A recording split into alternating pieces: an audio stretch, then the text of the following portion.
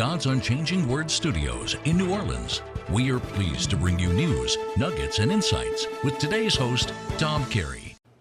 Well, greetings, everyone, and welcome to God's Unchanging Word in another edition for our news, nuggets, and insights. And today is Friday, July 6th. We just passed July 4th and moving to the second half of the year.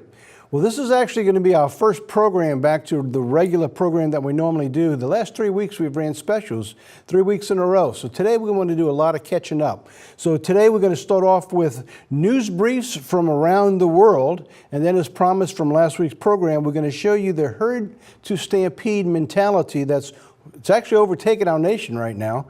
And then we're going to tie it all into the biblical nuggets in Hosea 8, which we started on last week. So let's begin with news briefs from around the world. We're going to talk about the Middle East heating up. Then we're going to talk about the Benghazi mastermind sentence. And this sentence is going to shock you. It shocked me when I first heard it. And we're going to talk about the withdrawal of the United States from the Human Rights Commission, a gay royal marriage. When will it stop? And Canadian court rules against the Bible. Then we're going to pick up the story with a TV station that's being fined for speaking out against transgenderism. That's right. Transgenderism, if you speak bad about it or you hurt their feelings, you can be fined or taken off the air. We'll talk about that. But before we do any of that, the new Supreme Court nominee, Donald Trump, we're going to be talking about him also.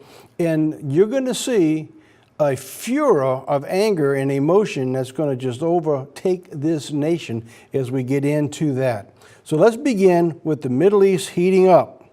So now, I've got right here two stories we're going to tell you, but we're going to tell them to you by video of a news from last night from Fox News. It kind of summarized everything I wanted to say. So we're going to talk about Iran, who's being hit with droughts and their riots and power shortages. And then we're going to talk about the once enemy are now refugees on the Israeli border. These two clips will run a little over 3 minutes, and it tells you the story of the change coming in the Middle East. So let's play that right now, and I'll be right back. Tempers flared in Iran over the weekend over a clean water shortage during the heat of summer. Protests there took a deadly turn. While thousands of miles away in Paris, thousands more gathered to call for regime change, including President Trump's personal attorney. Correspondent Benjamin Hall reports from France. Protests in Iran are spreading again, with tens of thousands of demonstrators taking to the streets in the city of Kermanshah. Now the regime have responded by opening fire, killing at least 4. These latest protests are different from the past, fueled in part by polluted water, a faltering economy and high levels of corruption. There are others who feel a revolution is coming too. In Paris, opposition figures from the National Council for the Resistance of Iran gathered over the weekend for their annual rally. The era of appeasement is over. Those who practice appeasement are going to find themselves shamed in world history. The time has come to stand up to these bullies and these murderers. Ever since President Trump pulled out of the Iran deal, the pressure has been building and the Iranian currency has plummeted. Speaking to Fox News, Mayor Giuliani urged the Iranians to consider their future. Step aside before there's more bloodshed. I mean, they're killing their own people. Once a regime turns on its own people, it's only inevitable that it comes to an end. So their fate is sealed. There certainly is pressure building on all sides for Iran, but we've been here before. In 2009, there were very serious protests and they were put down by the regime. So whether this is now a sign of real change to come, we don't know. What is for sure is that following President Trump's decision to pull out of the Iran nuclear deal, the country is heading into economic freefall. Thousands of Syrians fleeing the conflict in their home country are heading for the border with Israel despite knowing they will not be allowed into the country. This is the Israeli-Syrian border in the Golan Heights, and this is how close the Syrian refugees are to that border. What was a trickle has become a flood, as Syrian government forces seek to crush rebel strongholds in southwestern Syria, and tens of thousands of innocent civilians are caught in the crossfire, as they have been throughout this 7-year civil war. The UN says more than 250,000 refugees have fled the fighting around the city of Daraa just in the last few days. The majority heading toward the Jordanian border, hopeful they might eventually be allowed to cross, but thousands more heading toward Israel for a different reason. Even though they know they will never be allowed to cross this border, the refugees feel safer here, believing with good reason that they are far less likely to be the targets of Syrian government bombing raids when they are this close to Israel. But with the rebel flag flying above this camp, it is clear at some point the Syrian army will come here to flush out the opposition forces. And that will bring the obvious danger of engagement with the Israeli army, watching over the situation from the Golan. Neither the Syrian nor Israeli government wants that, but accidents happen in war, and that is precisely why Israel is bolstering its forces along the border. In adding reinforcements, Israel is sending two messages, telling its own people this border will not be breached, and telling the Syrian government forces do not get too close and be very careful. There's an irony in both of those stories that I want to mention before we move on, is the fact that the Syrians, who actually hated Israel for a while, actually use Israel now for protection. And it shows that as God is with a nation and with a people, you'll find that there's a blessing that comes with that. And these people who are sitting on that border that you're seeing right here in this picture, they realize that they will have some protection, because if Syria gets too close, Israel will defend himself, and they know exactly what was going on. The other thing that I thought was an irony is in the story with Iran, is that as we gave them billions and billions of dollars and withdrew with the Obama administration, then withdrew from that currency and support that they have, you're watching them deteriorate right before your very eyes. They were at that stage in 2009 until we relented from the policy that we had, gave them all their money, and as soon as we did, they turned around on the very same day, threatening death to America and death to Israel. So now we're looking at the very nation who's saying death to America and death to Israel. When we no longer support them, they fall apart. So it just shows you that we were supporting our own death cry from that nation. There is an irony in that, and it's a shame that the rest of the world doesn't see it. So now let's move on. Benghazi. I had to bring the story up because I couldn't believe what I saw just last week. The Benghazi mastermind was sentenced to 22 years. That's right, 22 years is all they gave him. The Libyan militia leader, Ahmed Abu Khattala, was sentenced to 22 years in prison on Wednesday, June 27th, on charges relating in the 2012 attack on the U.S. consulate in Benghazi, Libya, which led to the death of 4 Americans. All right. I just wanted to stop for a second and pause so you can kind of absorb what I just said. These 4 men are dead, plus others, through this attack by this man right here. And he's sentenced to 22 years in an American prison. He will then serve 5 years on probation within the United States. That means he will be free to walk the streets in America for 5 years while he's on probation, after killing all of these people. Now, I want to show you a contrast. Now, bear with me when I show you this contrast. Now, I want you to compare the following, which made news just a few weeks ago. There was a life sentence that was given to a lady called Marie Johnson. Does anybody remember Marie Johnson? Well, Marie Johnson, here's a picture of her, was just recently pardoned by President Trump. This was her sentence, and this is what she was sentenced for. So President Donald Trump has commuted the sentence of Alice Marie Johnson, a first-time nonviolent drug offender. That's right, a first-time nonviolent drug offender given a life sentence. This guy in an American prison gets 22 years, and 4 Americans died defending the consulate. This lady served 21 years of a lifetime sentence for a first-time nonviolent drug offense. Now, I understand I'm not supporting drug offense. But I'm trying to show you the reality that sometimes there just seems like there's no justice in the land. In fact, the Bible says that before Christ returns, is he going to find justice? Well, they're not. Now, here's the irony. That's why I say, bear with me, we'll get through this story. Once this gentleman, we call him gentleman loosely, once this thug, this terrorist, gets out of prison and he's on probation for 5 years, think about this. If he marries an American citizen, then they can't even deport him from America. And if they have children, they can't do anything with the child because the child becomes an American citizen. So here's a man that could get out of prison after this offense in Benghazi in as little as 12 to 15 years if he gets out on good behavior. This is bizarre. Who in the world pulled that one off? So anyway, I just wanted to share that with you because sometimes it just doesn't seem right, and it doesn't seem to be the fair sense of justice in the world today. And this is what's going to bring us into Hosea and some of the reasons and the problems we have with the immigration that we'll talk about at the end of the program. Now, I want to put on the radar. All right, let's put this on your radar now.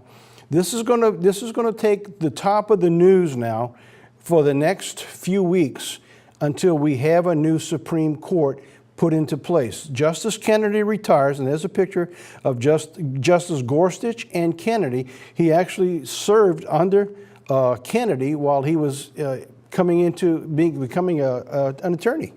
And so it's kind of the irony there that as one comes in and one goes out, and one of them served as one of his own people. So now, as we go through this, Trump is on Justice Kennedy's replacement. He says we have to pick a great one. This has sent the liberal left into a panic. And you're going to hear, I mean, there's no end to what you might hear now with this, because I've heard last night it was like the end of the world. It's like the end of their hopes and whatever dreams there is. And the truth is that for the first time, this could put a more conservative balance into the courts and maintain the Constitution that we at this program and our church has been talking about now for several years. The importance of what God gave our nation in founding it and the protection for our constitutional rights and our freedoms in America. So this has a chance to help maintain that so that you and I and our beliefs, especially the Church of God, Sabbath keeping and holy days, and keeping the conservative position of non-abortion and non-gay rights as far as our beliefs go in place and not being attacked and put in jail. So you're going to see a lot going on now because they're going to do everything in their power to try to stop this. There's even talk now about the possibility putting the person in of overturning Roe versus Wade and the abortion approval by the federal government. That wouldn't end it, but at least put it back to the states and create the issue they had before Roe versus Wade back in the 70s. So you're going to begin to see all that, but even then, some of the Republican people who have to vote for the next Supreme Court said that if somebody comes in and they're going to talk about overturning that, they're not even going to support them. So where it's going to go, I don't know. And that's why I said put it on your radar, because this is going to be the top in the news for a long time to come. All right, in Washington, the Trump administration, this was back in June 19th, the Trump administration withdraws from the UN Human Rights Council. So on that day, the United States withdrew from the world's most important human rights body in protest of its frequent criticism of Israel's treatment of the Palestinians. It was the latest effort by the Trump administration to pull away from the international organizations and agreements that finds it objectionable. Let's see, going on. Earlier this year, it has previously years, the Human Rights Council passed 5 resolutions against Israel, more than the number passed against North Korea, Iran, and Syria combined. Nikki Haley, the American ambassador to UN, said in a speech on Tuesday, the disproportionate focus and the unending hostility toward Israel is clear proof that the Council is motivated by political bias, not by human rights. I got a brief clip by Nikki Haley talking about this very incident. So let's play that now. The United States is officially withdrawing from the UN Human Rights Council. In doing so, I want to make it crystal clear that this step is not a retreat from human rights commitments. On the contrary, we take this step because our commitment does not allow us to remain a part of a hypocritical and self-serving organization that makes a mockery of human rights. In the past year, the Democratic Republic of Congo was elected as a member. The DRC is widely known to have one of the worst human rights records in the world. Even as it was being elected to membership in the Human Rights Council, mass graves continued to be discovered in the Congo. Another of our goals was to stop the Council from protecting the world's worst human rights abusers. What happened? The Council would not even have a meeting on the human rights conditions in Venezuela. Why? Because Venezuela is a member of the Human Rights Council, as is Cuba, as is China. Last year, the United States made it clear that we would not accept the continued existence of Agenda Item 7, which singles out Israel in a way that no other country is singled out. Earlier this year, as it has in previous years, the Human Rights Council passed 5 resolutions against Israel, more than the number passed against North Korea, Iran, and Syria combined. This disproportionate focus and unending hostility towards Israel is clear proof that the Council is motivated by political bias, not by human rights. It's really refreshing to see a yay called yay and a nay called nay, and speaking out for what is actually going on for the first time in many, many years. So it's interesting to see what will take place. At this particular junction, the Human Rights Commission has done nothing except condemn America for being an isolationist. The Queen's cousin, another one of these stories, I'm bringing it to you, and I'm shaking my head, but we need to bring this stuff out because the world's changing.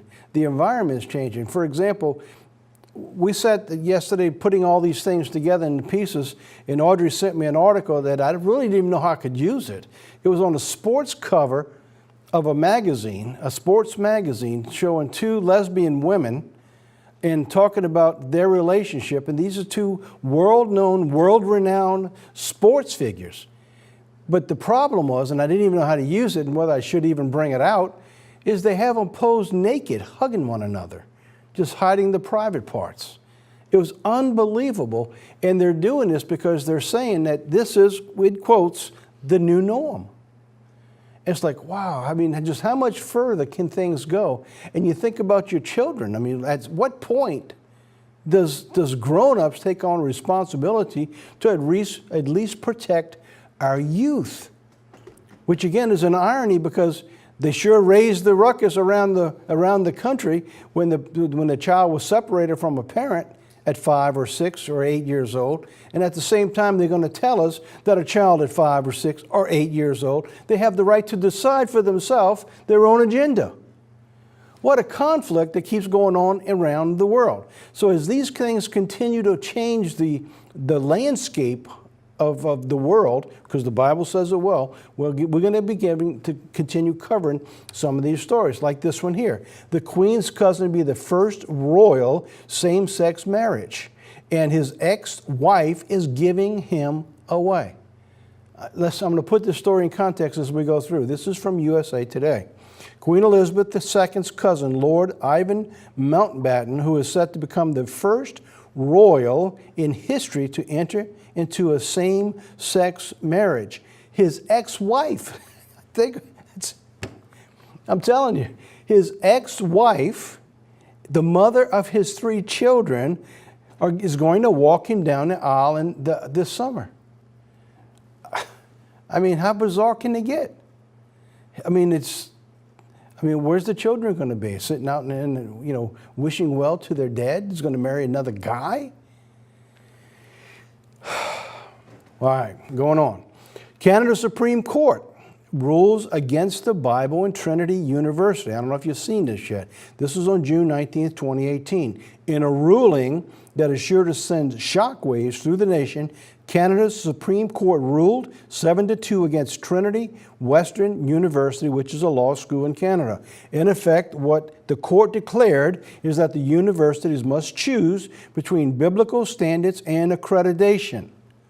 Wow, how about that? You're either going to follow the law of the land or the Bible. You can't do both. That's what they told them. Going on. Put it another way, the court ruled that Christianity and higher education are incompatible. Did you ever think you're ever going to hear that? Now, Canada leads the way, and it usually follows into the United States and Great Britain. It used to be Great Britain first, but it seems like Canada now has become more liberal than the rest. Going on, Trinity Western is a Christian university that requires its students and faculty to live by basic Christian standards. So what they're saying, if you're going to live by this, then you can no longer be accredited and supported by our country. That's what's going on here. I mean, this is absolutely, I don't know. I mean, I run out of words to describe things. This means that a student or a faculty member in good standing cannot commit fornication or adultery. I mean, this is just biblical principles. In other words, you have to live by the moral conduct for what the Bible talks about. And so they're trying to make it sound nasty, that if you're going to preach against fornication and adultery, I mean, then you can't have any part of us. Nor can you engage in homosexual relationships. And that's the bottom line right there. Right there. You cannot participate in homosexual relationships. And if you're going to do that, then you're not preaching the law of the land. So that's what's going on up in Canada. So we'll stay on top of this story, but you know that Trinity University is not going to change from where they're coming from. Okay, so now let's talk about the focus this week now. We want to go into the herd mentality to stampede, and this is getting pretty serious. The violence, the rhetoric, the mentality of the approval and the support of pushing an anger and assault and getting in people's faces is rising to new levels. And you're going to see it continue to rise. We said this was coming several years ago when we talked about the decline of America. That 3-part series is online, and I encourage everybody, if you haven't seen it, by all means, go watch it. And if you haven't seen it for the last 3 years, go back and take a look at it again. And you will follow what we said back then that we were going to move through, that we're going to get into today. And we're getting there right now. We're getting there. And we compared it to the 60s because Satan uses the same strategy. Human nature doesn't change. And so when in the 60s into the 70s, in that violent period back then, as people moved away from God, you watched the rhetoric and the emotion enrage a nation. Well, in 2015, when the United States voted to make same-sex marriage approval the law of the land, we knew we would be moving there because it's the same pattern. You take away God, you have to fill it with something, so you fill it with the evil of an ungodly nation. And so that's what we're looking at right now. And you're going to see it to continue to grow. How does it work? We started a few months ago talking about the silencing of opinion. The opposite opinion can no longer be just discussed. It has to be silenced. Then we talked about the creating of the stampede and what would begin to move the people into place. And you saw the beginning of that down in Florida when they had that shooting in that high school, that within 24 hours, the left had rallied the people together and tried to make a valid point of an issue that's no longer valid in what they were talking about with guns. In fact, the people who talked about you shouldn't have guns, several of them now have armed bodyguards. Believe it or not, some of those young people who just talked out, get rid of all guns, now have armed bodyguards as they travel the country. Isn't that an irony that's going on? Then I want to talk about tying this to Hosea 8, because we need to understand where this is going, because all these things, they're meshed, they're interwoven, and you can't separate them. You just can't separate them where they're at. All right, so earlier this year, we began showing you how this herd mentality, way back as early as February, was going to morph and grow into the attack or the stampede. So we talked about how they were silencing the opposition, and now it's penetrating to all new levels. It began with simple intimidation. So in other words, it's the same principle with Jesus Christ when they try to get him to stop. Same principle with the apostles after Jesus Christ was crucified. Is they bring you in, they want to intimidate you, and they threaten you and tell you can't do this, or it's going to cost you. When that doesn't work, they escalate the problem. Like with Christ, eventually they actually crucified him. So then we talked about a couple weeks later on March 2nd, or probably 1 week later from the looks on the dates, how they actually began to silence the opposition to even speak out against what was going on. It begins with peer pressure. It rises to intimidation. That intimidation level can be personal, it can be in business, or it can be in religion. And you're seeing that intimidation with many conservative programs on TV where the left threaten those who sponsor those programs that if they don't leave those programs and support the left's point of view, that they're going to threaten boycotts and wreck their financial situation. And you're seeing that going on more and more right now. Then comes threats. If that doesn't work, then they come after you with threats. And finally, you see the assault, which would be either legal or illegal. And so you're seeing both of those going on right now. And we got some stories I'm going to share you with today, which has a little bit of both in them. All right, so now let's talk about creating the stampede. How does it begin? Well, this one began with a lie, an absolute bald-faced, outright lie. It began by the whole nation of the left talking about this poor child who was separated from her mother coming across the border. Well, the truth was, when they finally realized what was going on, the father spoke out and said, no, she wasn't separated. She was actually, it was 11 o'clock at night. She was hungry, thirsty, and tired. That's what that picture is. But the whole world took that and changed the narrative, kept the lie, even when they knew it was a lie and still supported them, and used that as the narrative to create the stampede to go after those rotten, horrible people who are separating the children from their parents. So it aroused the herd's anger. And what more anger can be that of a mother going after its cub, protecting it? Puts them into a hostile state of action. All right, so that's what they wanted. So now there's a stage, there's a process, there's a progression of things that has to happen to bring them to where they want them to. So when they say they're ready, it's time to strike. So that's what they've been doing over the last few months. Since February, you began to see the mentality rising up to keep everybody together so that when it was time to strike, they would be ready. How else do you think they have the opportunity that within hours, sometimes within minutes, to be able to spread the news across the country, begin the protest within hours, and have signs and everything ready to go? I mean, this is very well orchestrated when these things are going.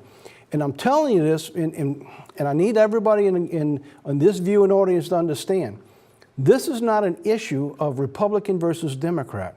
This is an issue of godly versus ungodly that's going to manifest itself down the road. And the sooner that you and I put this in our heads to understand what's going on here, you will be better prepared so that when it comes the time that God's protection is removed from this nation, that you and I will be prepared on how the enemy will strike against God's people when Satan goes after to try to eliminate the truth. You know it's coming. We've been prophesizing it. The Bible's been talking about it for 2,000 years. Now, when can it happen? I don't know. But I'm telling you, it could happen overnight, or it could settle down again, just like back in the 60s. And it settled down for several decades, and now it's back again. Is this the final wave? I don't know. But we need to be prepared. That's what God says in Matthew 24, Luke 21. Watch ye therefore to be ready, because you don't know when it's going to happen. But one thing's for sure, what you're looking at right now is the herd mentality, no different Now they're talking about the conservative side being like Hitler. This is actually the reverse. This is what was going on pre-war days back in Europe, in Germany. That's what was going on against the Jews. So you see the exact same thing taking place right now. It's the same rule book. Satan doesn't change because human nature doesn't change. It goes on. All right, so here's what happens. You arouse the anger in the herd, you point them to a hostile action, then you have the media enlarge the incident and repeat it over and over and over again. So now here we are just a few weeks later, thousands, look at the top line, thousands are marching against the administration's family separation and detention policies. That's been resolved. But it didn't matter that it was resolved. Now they're trying to go on because you have a government system that was set in place long before this administration that allowed the immigration issue to persist now for decades that they can't seem to resolve. So this took place, the protest, in 700 cities across the United States. That's much, much further than it took place back in February. So they have spent the last 5 months putting all this together so that they can begin to move. You know what's really sad about all this? This is all about the election right now.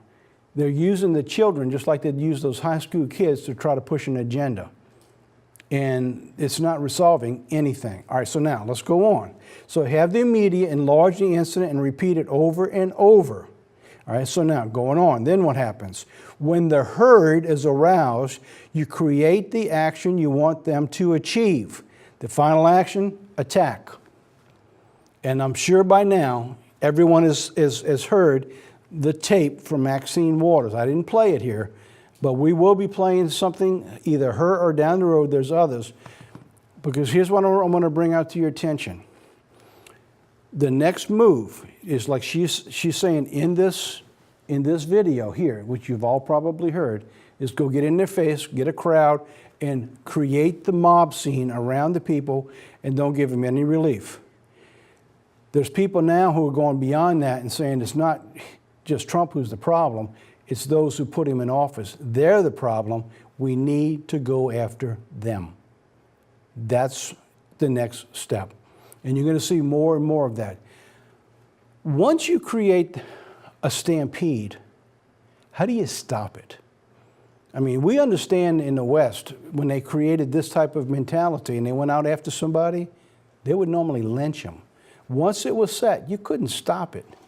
So before this is all over, the next few months, we're going to see a lot more of the emotion, and you're probably going to see a lot of people get hurt before this all settles down.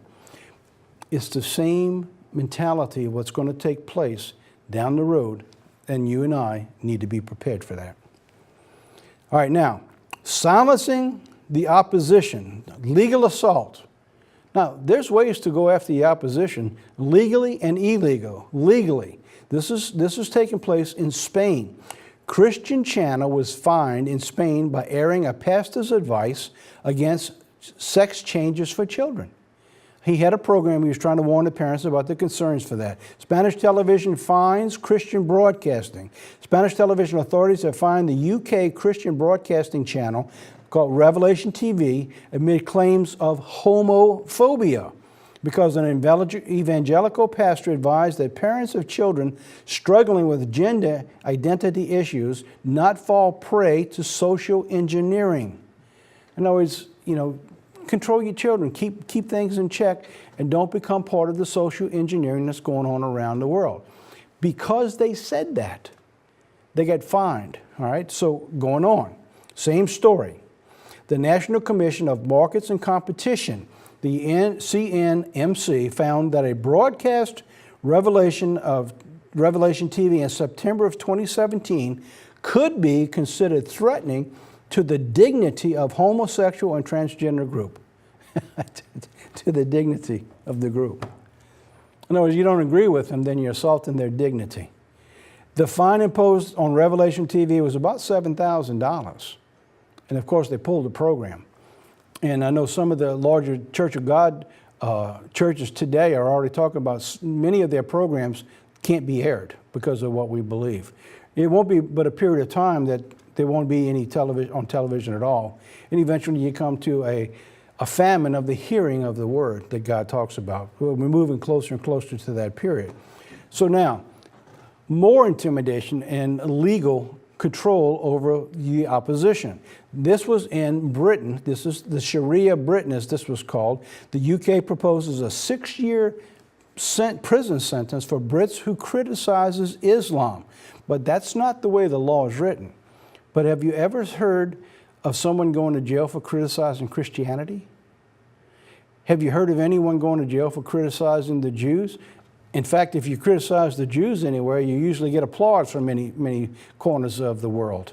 So, but here's the deal. It's not written against the Islam, but that's exactly where it's pointed to. People promoting hostility towards a religion or the transgender online could get a much harder sentence, up to 6 years in jail, especially if they have large online audience, according to the new proposals. I love that.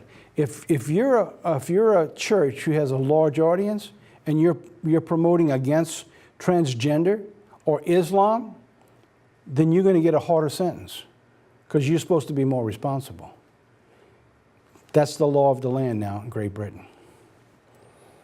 So now, this is going on, and this is the mayor, I believe, of London that you're looking at here. The draft law speaks only about criticizing religion, but everyone knows which religion it's meant. This is from the Jihad Watch, May 10th. No one is going to prison for criticizing Christianity or Judaism. This is more of Britain's gallop towards Sharia and ruin in their nation.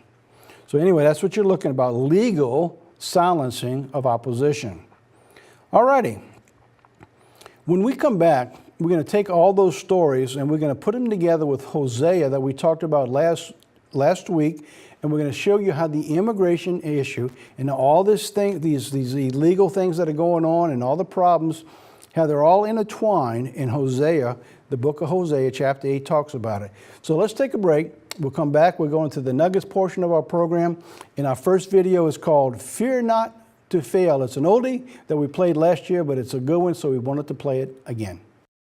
Did you know Walt Disney was fired by a newspaper editor because he lacked imagination and had no good ideas? Thomas Edison was told by his school teachers that he was too stupid to learn anything. Winston Churchill failed 6th grade and lost every public office role he ran for before he became prime minister at 62. Harrison Ford, after his first small movie role, he was taken into an executive's office and told he would never make it in the movie business. Vincent van Gogh sold only one painting in his entire life. No wonder he chopped off his ear. Beethoven was told by his music teacher that he was a hopeless composer. Abraham Lincoln lost an embarrassing 8 elections, couldn't get into law school, failed at business twice, and had a nervous breakdown before he became our 16th president. The same is true with the Bible characters. Elijah was moody. Moses had temper problems. David killed somebody and had an affair. Paul tried to kill Christians. Jonah went in the opposite direction God called him to preach in. And Peter denied Jesus 3 times when a little girl peer pressured him. So why are you letting your failure stop you from your destiny? Fear no failure except the fear of failure. Because even though you and I might fail, God's love never fails. And that's what counts. Because it ain't about how high we climb. It's about how high you bounce back when you hit the bottom.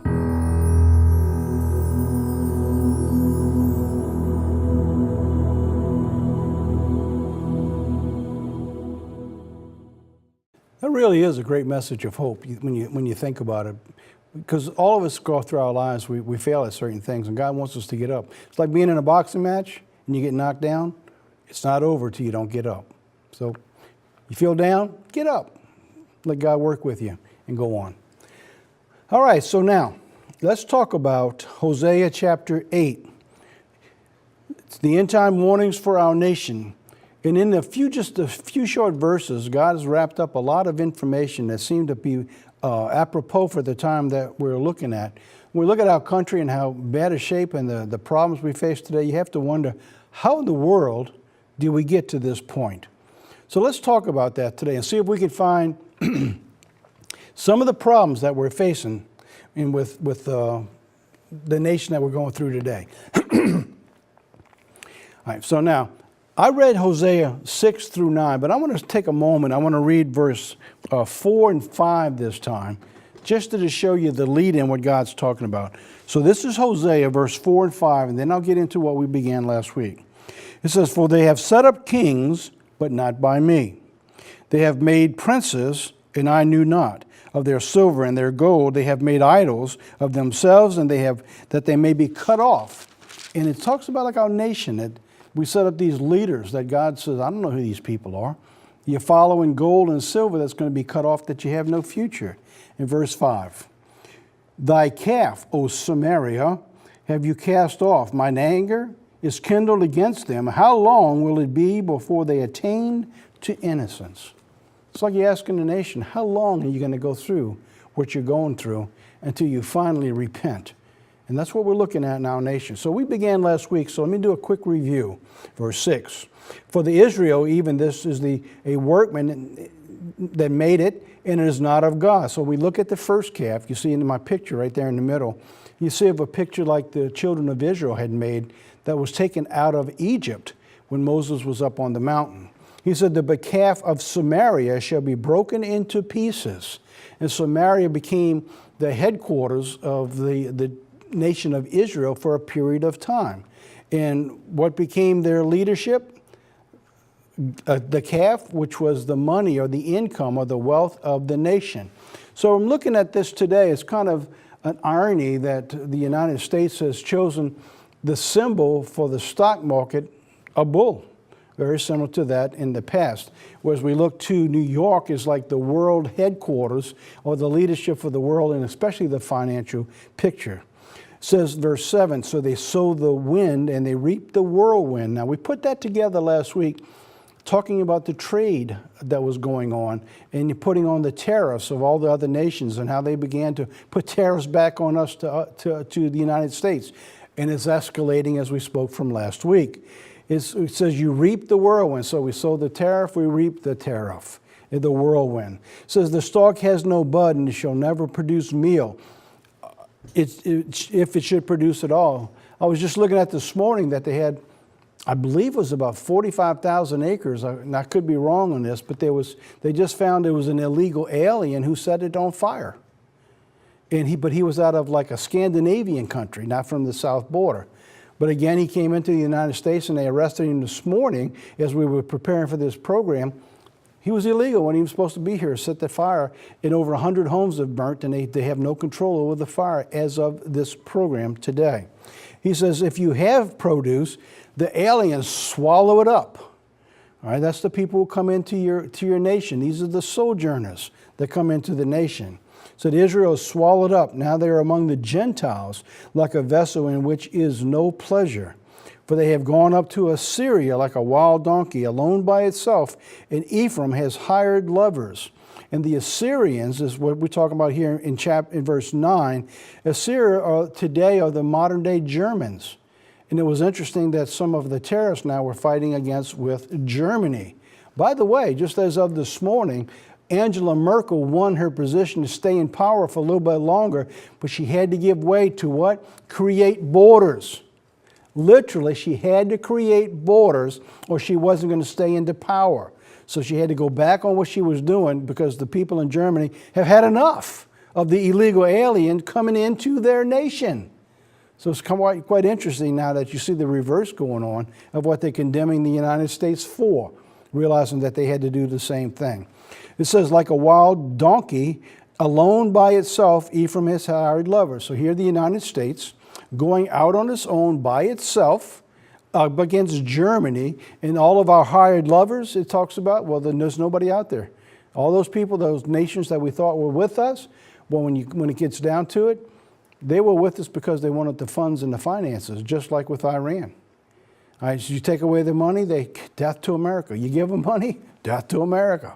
And all the nations around them are in the same position. So now let's pick up where we left before. So we'll be talking about the immigration. All right, the stalk has no bud. If it produces meal at all, he said the aliens would swallow it up. So we're coming to the United States. What does it cost for the illegal alien in America today? And I got some figures for you in just a few minutes. It says Israel swallowed up there among the Gentiles. So here we have in the United States, the people come in, and this was the old law. They come in because you can't separate children from the parents. We saw that. We saw that really in the middle of that right now. So what do? Well, you can't deport them. You can't keep them. So what do? They create this incredible policy. It's called catch and release. So you got 50,000 people come through in a month. They report them. They write them up. They give them a summons and said at some point in time we get caught up, you're going to have to come to court and talk about this. How about that? And so now, what do we see? Here, they are among the Gentiles. In other words, the nation of America, if all the aliens coming in, and they're scattered all over the place. In many cases, 30 to 50% never report when they're supposed to, and they just simply disappear into the wind, and they're swallowed up in our nation. They say there are about 12 million illegal aliens, but they don't really know. There's some reports that say it could be as high as 20 million people that's going on. All right, so now we are in the middle of all of this, and so what are we looking at? The one common factor with all of them that is going on is lawlessness. All right, so if I had to go back and I had to say, okay, how do we decipher and how do we figure out how in the world did we get to this state? And how do we fix it? You got a really big problem on both ends. But I would bring it down to this. Immigration, it goes back to Leviticus 24 and verse 22. Now, before I give you the law, I want to say this. The immigration issue can't be fixed. There's no fixing this issue. Why? It's because we broke this law. We need to understand something. When you break God's law, you can be forgiven. God's a merciful, loving God. But oftentimes the consequences of those actions you live with for the rest of your life. As a nation, if you break the law of God as a nation, quite often you live with the consequences of that broken law for eternity. We're seeing that today in the racial issue between black and white from the beginning of the nation, where we said as a nation, all men are created equal. And then was pulled out the black man from being a part of all men are created equal. That's never been resolved. Now, it wouldn't be resolved anyway because in other parts of the world it still has some of the same issues we have today. But the issue in the United States would not be what it is today had that not taken place from the very beginning. And so you're seeing that. So now, when you break the law, if I was a drunk, I was an alcoholic, and I'm driving a car and I get in a wreck, I kill somebody, God will forgive me for my actions at some point if I'm truly repentant. The person is dead. They're not coming back. A child that's born to a mother who's a drug addict, that life of that child who was born to that woman may never be normal because of the drug addiction of the mother. Now, the mother may repent and have a change of life down the road quite often, but the child may never be the same. All right, so there's things and actions that we go through. King David, when he took that wife and he killed Uriah the Hittite, and Bathsheba became his wife, what happened? The child died. And God says, because of what you did, your house will never have peace again.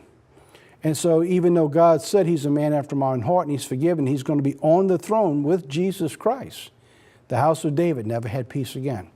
So I'm telling you all this to lay the foundation for why the immigration issue will not be resolved. Because we didn't follow the law and the principle found right here in Leviticus 24:22. The problem with immigration is that it cannot be fixed unless we return to the Constitution and the constitutional laws that were built upon the biblical principles. So what are we talking about then? Let's look at that. It's very simple. It's very short. Right here, Leviticus 24, verse 22.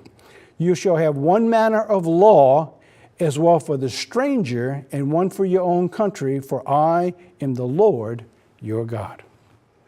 There it is. It's that simple. Too simple? Let's explain what that means. If the immigrant who was coming to America from the very beginning, just like they used to be coming through Ellis Island, if they would come through, and when they came in, that they were required to live under the same laws that you and I live by, had to speak the same language that you and I live by, lived under the Constitution that you and I live by, then what's going on today would be totally different. But today we have special interest groups. When a Muslim comes in, no longer they come into a Christian nation, they bring in their own faith, their own culture, and their own religion, which is totally against and opposite what we believe as this nation, and they want to bring in Sharia law. Now, once they do that, they have their own language. So no longer they're a part of the nation, they're completely isolated and separated. So then you have to have laws that deal with them, which are separate from us. Then all the illegals coming in now, once you let them in by the millions, there's no way to go back and rectify the problem unless you took everyone and every child born to those parents and you put them all out of the country, which you know that's never going to happen. All right, so, okay, what's the solution? Well, you can citizenize every one of them. Okay, that eliminates the immediate problem, but here's the other problem. There's still more coming, and they're going to continue to come. Why? Because we don't go back to the nations who create the problem that the people are flooding out of like the broken gates of a water cistern that's leaking through like a sieve. And so today, when we get looking at in America, we're being criticized for being an incompassionate nation, while no one is looking at the nations where all these people are fleeing from and saying, why don't you fix the nation that they're fleeing from so they have a home? So it's never going to be fixed.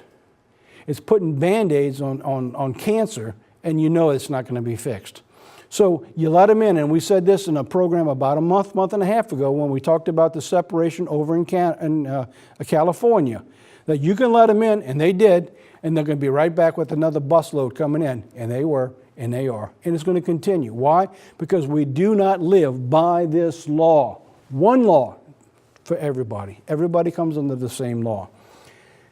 It was so important that God reinforced it at the very beginning in Exodus 12, verse 49. It's a reference to Passover. And Passover was one of the laws that God says, if you don't take the Passover, there's no life in you.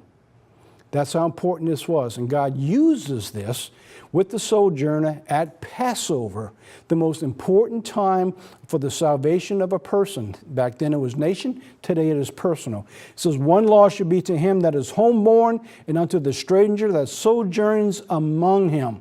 So it's the same law that you just read in Leviticus 24. One law to the same person. Until we as a nation realize that you treat everybody the same, they all come under the same law, you cannot fix the problem. And that's why we will never fix the problem, because they're not going to live by that principle. The Declaration of Independence protected us from going through all that. The Constitution and the Bill of Rights foreseen all of this because they came out of the nations that were not living by the same laws. From the beginning of the U.S., it was spelled out in the Constitution that it was unconstitutional to take from one citizen and give to another. We just read in Hosea 8 how everything is being consumed by the sojourner that's among you. They just seem to consume everything. So how is that possible in the United States? The Constitution did not support that when it began. In other words, no one could take from you or me and give it to someone else. It was unconstitutional. Try to imagine today if they wouldn't support financially all these people that came in. It would be different. It would be totally different than we have today. This is from the Smithsonian Magazine. This was an article written back in 2005 in May. It's called When Franklin Roosevelt Clashed with the Supreme Court and Lost. And it says he was buoyed by his re-election but dismayed by the rulings of the United States Supreme Court as the president did overreaches. During the time, it was right after the introduction of the monkey trials.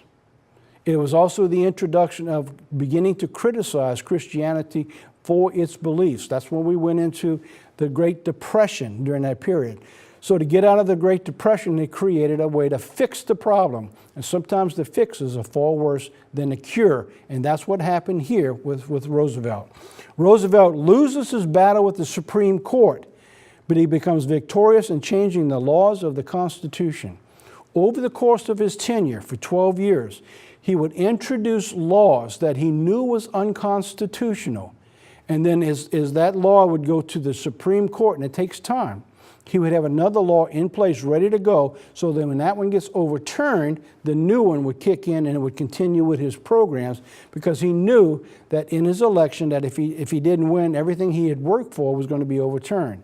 Well, he went in for 3 terms, which was another reason why they limit now to 2 terms instead of 3, because of the amount of power that you succeed with. So what he did is he created the law that made it possible to take from one citizen to give to another. Had he not done this, had this breakdown had not taken place, that was the beginning of the break law. It was one law for everybody? No, it wasn't. This person has to pay taxes. This person doesn't. This person has to work hard for his family. This person will be given to them. That was the beginning of the change right there. And it happened during the Roosevelt administration and the changing of the laws of the Constitution. He did this without changing the Constitution, but changing how they applied. So he took a stagnant document that had met one meaning and began to give it life to make it change. And that's what's going on right now, trying to change in the Constitution. Roosevelt, he had the New Deal, the Social Security, the Farmers' Aid packages, and others, and they knew that they were all unconstitutional. At his first re-election, Roosevelt, the Attorney General, Homer Cummings, conveyed to him, "Mr. President, they mean to destroy us. We have to find a way to get rid of the present membership of the Supreme Court." Do you realize what's going on here? That's what we're in the middle of now with the Supreme Court. That's when you see all the things going on around the country, you can always go back to the beginning, because it's always the same. To get them out of the mess, you don't fix the problem. You change the people who are trying to observe the law, and you change them to give you what you want, rather than the way it was supposed to be. And that's what they knew back then. With Roosevelt's encouragement, Cummings sought to come up with a workable plan to ensure a more favorable response for the New Deal from the court, because they knew it would be overturned. And it was overturned, but they accepted it in another way and kept it going, and the Constitution and its meaning was changed. There was 4 men who tried to maintain the balance of what was right. They were called the 4 horsemen of the Supreme Court, and what you're looking at here. So these 4 horsemen were given by the press to the 4 conservative members of the United States Supreme Court during 32 through 37 terms, who opposed the New Deal and the agenda against Franklin Roosevelt. They won, but they lost the battle. And you're seeing that going on again right now in the Supreme Court today, with all the battles that are taking place to try to change the Constitution. So now, once it was changed, what are we looking at today? Because you couldn't do this back then. It was illegal to support an illegal immigration, take taxes from one and give to another. Cost of illegal immigration. Hosea says they're eating us up. Everything we produce is being eaten up. It costs approximately $135 billion a year is the minimum to support illegal aliens in America per year. $135 billion. Out of that, they say, oh yeah, but the illegal aliens, they come and they pay taxes. Well, some of them do, and they raise approximately $19 billion in taxes from them. Net cost, $159 billion is the net. I'm sorry, $115 billion is the net cost on what's going on. The 159 is what they estimate the real is, because of the amount of money that's being taken out. Now, there are others that I've researched that they've said that this 135 billion here is as high as 300 billion. I don't know. So my assumption is it's somewhere in between the two. But that's what it's costing for the position by Roosevelt to find a way to go around the Constitution. That's what it's costing us every single year. All right, so now, that's it. That's my story, and I'm sticking to it. But anyway, I wanted to show you something, how when you read the Bible and you try to apply it to what's going on today, God's pretty clear. so that if you can go through and find why we can't fix the problem, you can usually track it down, because we broke a principle of God somewhere down the road. And until you fix that principle, you can't resolve the issue. That's where we're at. Alrighty, DVDs in the mail this week. Actually, it was last week we're in the mail. This was Jonah, the strangest little book in the Bible, in our 100th edition of God's Unchanging Word. God's Unchanging Word. Both of those are in the mail. And if you want them, it's not too late. You can call in, write in, or get on the mailing list, and we'll send them to you. We'd be glad to send them to you.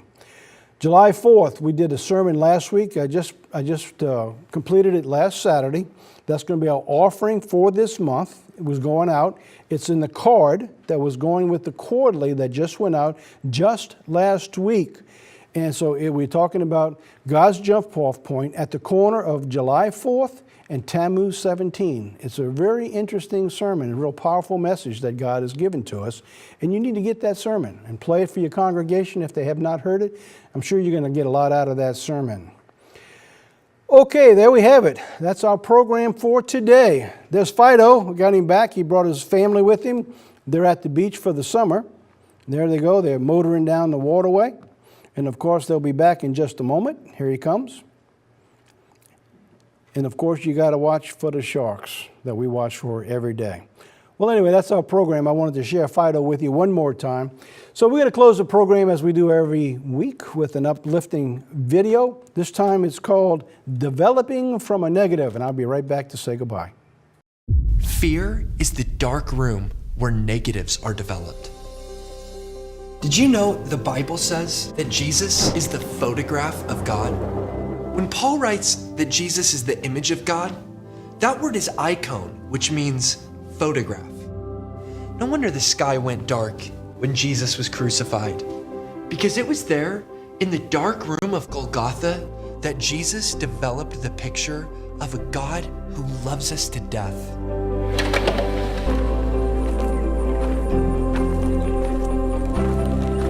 Face your fears with the God who made the universe. Because when you don't walk with God, negatives develop in the dark room of fear. But when you do walk with God, life is like photography. We develop from the negatives.